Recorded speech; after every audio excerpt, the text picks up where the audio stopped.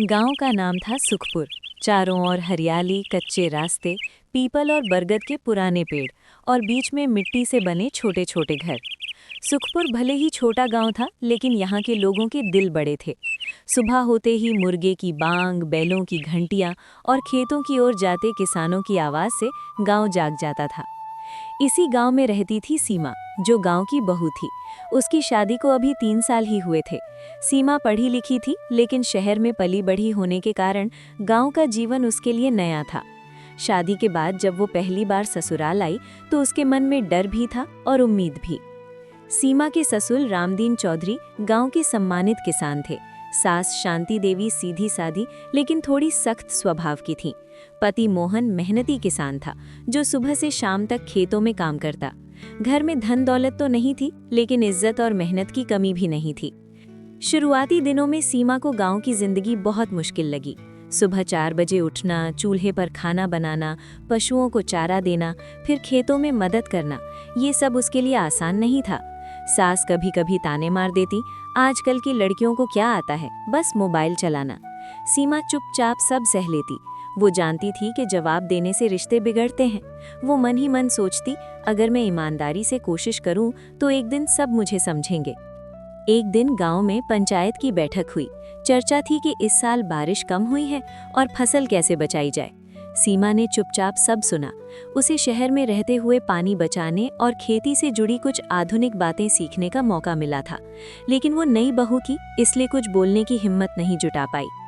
कुछ दिनों बाद सीमा ने अपने पति मोहन से बात की। उसने कहा, अगर हम ड्रिप सिंचाई जैसी तकनीक अपनाएं तो पानी की बचत हो सकती है।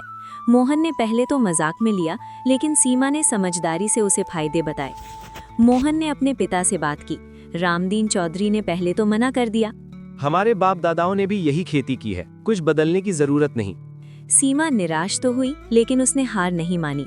उसने घर के पीछे खाली पड़ी जमीन में छोटी सी सब्जी की क्यारी बनाई। वो कम पानी में सब्जियां उगाने लगी। कुछ ही महीनों में टमाटर, भिंडी और धनिया अच्छी तरह तैयार हो गए। एक दिन सास शांति देवी ने देखा कि सीमा की सब्जियां बाजार से भी ज्यादा ताजी और अच्छी हैं। उन्होंने चुपचाप कुछ सब्जियां तोड़ी और खाना बनाया। उस दिन खाने का स्वाद अलग ही था। शांति देवी ने पहली बार प्यार से पूछा, बहू, ये सब्जियां कहाँ से लाई?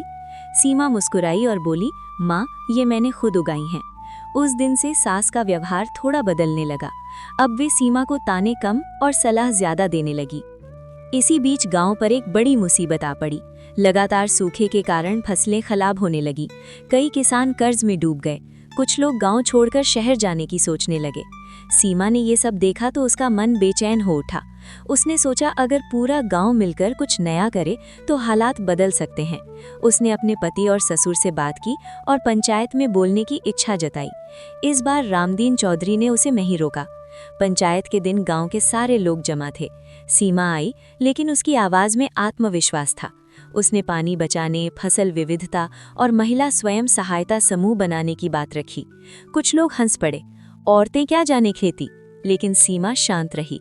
उसने अपने छोटे प्रयोग का उदाहरण दिया और बताया कि कैसे कम पानी में भी अच्छी पैदावार हो सकती है।